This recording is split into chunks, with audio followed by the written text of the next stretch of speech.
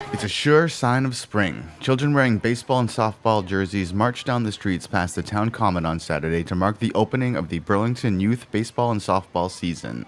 They then gathered at Simonds Park for an opening ceremony and to get high fives from the older high school players who were there to encourage them at the start of the spring season. Not all towns mark the start of the season with such ceremony, but it has become a valued tradition in Burlington. I think Burlington stands ahead of quite the other towns. You get all the kids, as you saw, the 5, 6 years old, they own the streets of Burlington.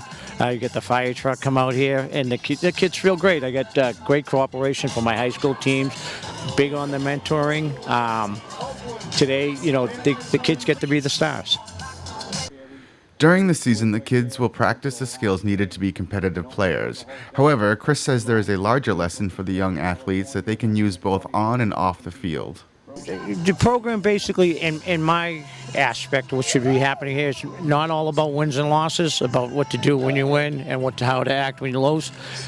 Life in general deals with quite a few downs, and we teach our kids to work together, right? And when they win a game, how to win graciously, and when they lose a game, how to pick themselves up and basically move on to the next step and get going again. So. The players will also learn a key lesson in all sports, and in fact almost all endeavors, how to work as a team. Teamwork, how to associate with the other children, how to learn to get along with people. Not always, but at least get through the obstacles in life. Mostly teamwork, though, I think is how to interact with society. During the opening ceremony, the coaches spent some time highlighting the accomplishments of some of the older players. Chris said Burlington has a very strong baseball and softball program through the high school level, and that it all starts here with the younger players learning the skills of the game. I think it starts here. I think it starts with, actually, I feel like the youth organizations, even to have the athletes at the high school, have to keep the interest of the kids and keep them playing.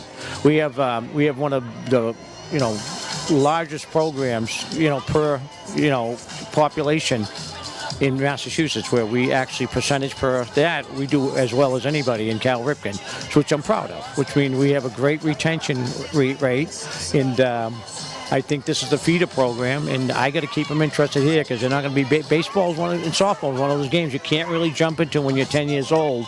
It's kind of a progressive thing, and we're able to hold on to our kids.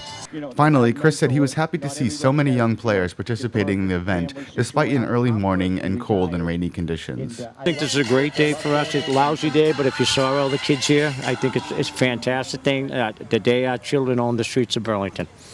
At Simonds Park, I'm B News Director Rich Hosford saying, play ball. All right, guys.